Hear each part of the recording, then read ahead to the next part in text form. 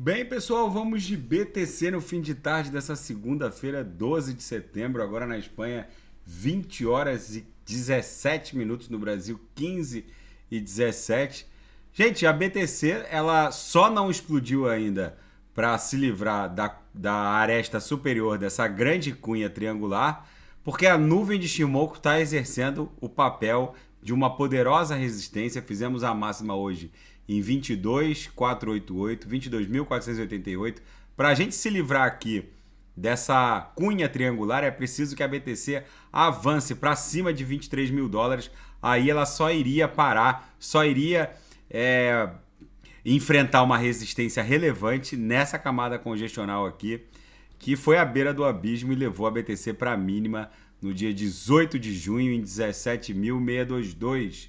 Então é preciso que a gente se livre da linha superior da nuvem de Shimoku aqui no diário. Na projeção, a nebulosidade ficou flat, parecendo estreitar. Já já isso aqui vai criar uma bela nebulosidade esverdeada. Se a gente explodir para cima da linha superior da nuvem, a BTC só para em 30 mil, vai formar a onda 2. Numa onda 3 vai buscar essa camada congestional aqui em 40 mil, vai formar a onda 4. E numa onda 5 vai buscar esses cumes aqui num patamar próximo de 50 mil dólares. A gente está promovendo o repeteco dessa série de engolfamentos que a BTC desenhou depois da grande banda de VWAP mensal do mês 5 de 2021, que abraçou a banda do mês 6, do mês 7 e acabou desenhando o fundo de 2021 e que deu aso e deu início aqui, né? Esse fundo deu início a essa corrida em direção ao all-time high em 69 mil dólares. Agora, no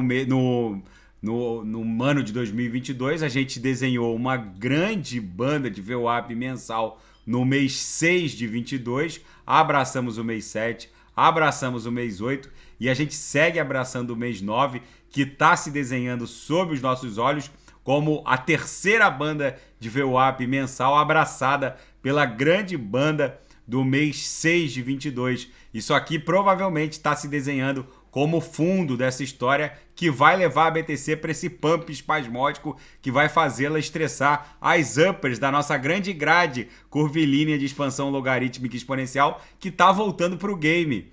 Para quem ficou perguntando sobre ela, a gente ameaçou perdê-la no evento pandêmico, agora nessa nova postura do Fed, mas agora a gente volta para estressar as uppers dessa grade. No gráfico das VWAPs, a gente está em vias de romper aqui, deixa eu despoluir para a gente ver com mais clareza. A gente está em vias de romper a nossa figura triangular e buscar a VWAP anual, que segue ali num patamar próximo de 28 mil dólares, que é a base dessa camada congestional aqui. Como a BTC está demorando para reencontrar a VWAP anual, ela acabou cedendo, agora está ali próxima de 28 mil dólares. Deixa eu ver quantos candles de um dia a BTC já está longe da VWAP anual.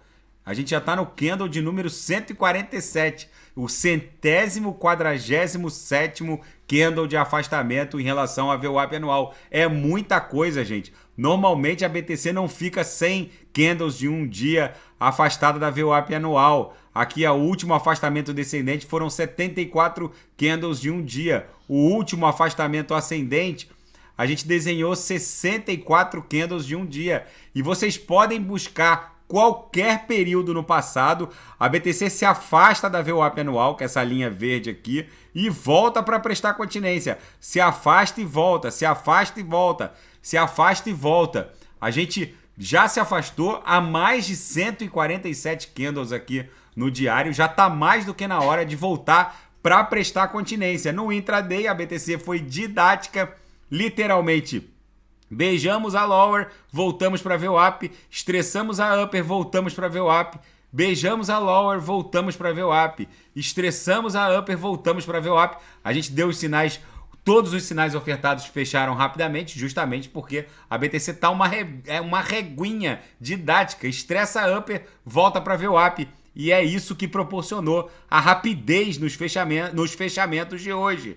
E a Starbucks anuncia que vai lançar NFTs para os seus clientes.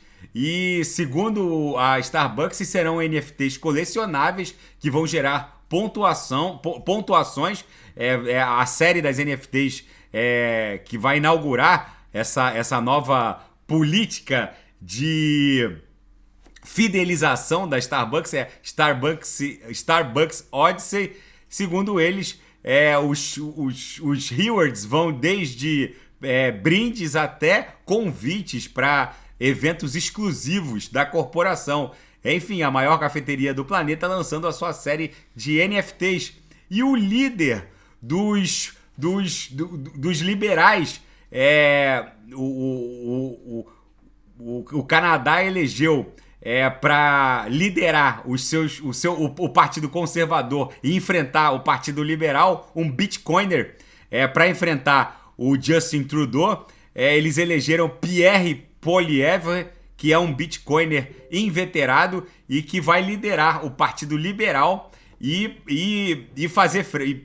comandar a oposição contra o Justin Trudeau. Enfim, os conservadores agora no Canadá tem um líder Bitcoiner. Enfim, gente, é o novo normal. O Banco Central da China pede maior uso e aplicabilidade do Yuan digital. As autoridades financeiras chinesas exigiram que os apps e todos os aplicativos envolvidos em interconexão para quitação de bens e serviços incluam imediatamente o Yuan digital. Parece que há uma certa resistência entre os usuários, justamente porque o governo chinês vai saber o destino dos gastos dos usuários desse CBDC chinês. Se no Ocidente isso já é objeto de preocupação, imagina você usar um Yuan digital que vai criar um verdadeiro Big Brother e o governo chinês vai saber absolutamente tudo sobre os seus gastos, desde a cerveja da esquina até as viagens que você eventualmente faça. E na seara da geopolítica e finanças internacionais,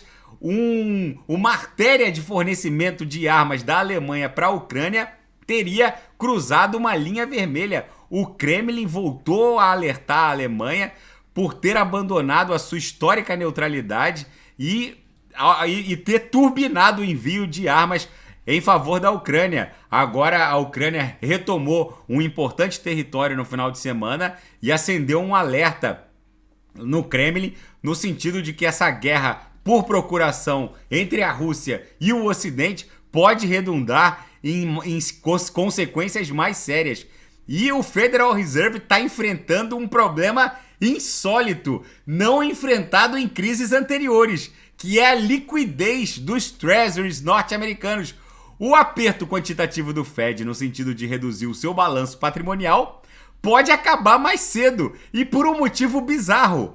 As condições de liquidez dos treasuries que o Fed está tentando desovar o Fed não está encontrando compradores. E por isso o aperto quantitativo pode ter um fim precoce, por um motivo bizarro. Não há liquidez para comprar os trilhões de dólares em treasuries que são detidos pelo Federal Reserve, que é o Banco Central norte-americano. Isso sim pode ser a mãe de uma próxima crise, que por sua vez vai ser a mãe de todas as crises, que é justamente a crise de liquidez dos títulos do Tesouro norte-americano. Em algum momento o mercado ia ver que essa Babilônia de trilhões não encontraria a realidade e seria um ponto de inflexão. E agora vamos ver como eles vão lidar com essa crise de liquidez dos títulos norte-americanos. E a Crypto Exchange Huobi removerá os tokens de privacidade Zcash e Monero. Para quem não sabe, essas altcoins, Monero e Zcash, não são rastreáveis, elas primam por uma absurda privacidade, não é possível rastrear as transações como se faz com a BTC ou com o Ether, né? O gás da rede Ethereum. O hash da operação ele é privado, só é possível identificar a operação se o usuário ele possui o hash. Se ele não possui o hash, não é possível ficar buscando os blocos sucessivos na rede, justamente porque ela é absolutamente privada, essas duas blockchains.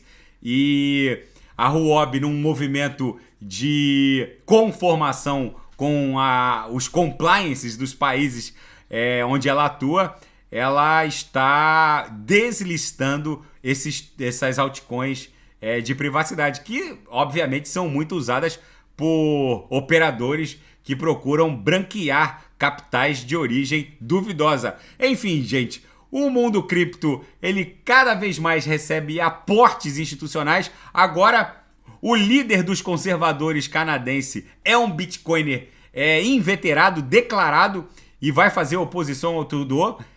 Isso é muito bom. O bitcoiners chegando no primeiro escalão de países do G7. Ou seja, gente, a BTC segue acumulando forte. É preciso a gente romper a nuvem de Shimoku aqui de baixo para cima no diário para alcançar essa camada congestional aqui em 30 mil dólares, formar a onda 2, depois numa onda 3 buscar essa camada congestional. Na minha leitura, a gente está em vias de promover a explosão ascendente em decorrência dessa grande figura triangular. Pode ser que isso aqui se arraste mais 1 ou 2 dias, pode ser que a gente já amanheça explodindo em direção a 30 mil. Vamos ver como a BTC vai se comportar em relação à nuvem de Shimoku, que nesse momento está exercendo um papel de resistência. Vocês vejam que já é a primeira, segunda, terceira tentativa de transpasse de baixo para cima contra a nuvem de Shimoku no diário. Tá bom, pessoal? Fiquem com Deus. Se nada fugir do script, eu volto amanhã para analisar a própria BTC. Aceito sugestões de análises nas mensagens abaixo. Fiquem com Deus. Até amanhã. Grande abraço.